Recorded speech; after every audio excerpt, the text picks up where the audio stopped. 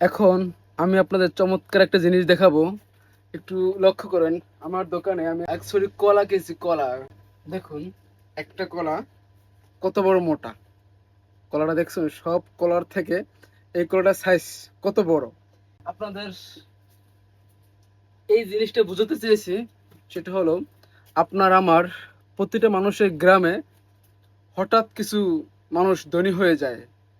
যেটা একটা প্রবাদ আছে, আঙুল ফুলে কলা গাছ। তাদের দেখবেন আপনি, তাদের চলাফেরা কথা সবকিছু সমাজের থেকে বাইরে মনে হয়। তারা যে কোন দুনিয়ায় বসবাস করে একমাত্র আল্লাহ তাআলা জানে। আমাদের গ্রামে অবশ্য অনেকে এমন আছে যে আঙুল ফুলে কলা গাছ।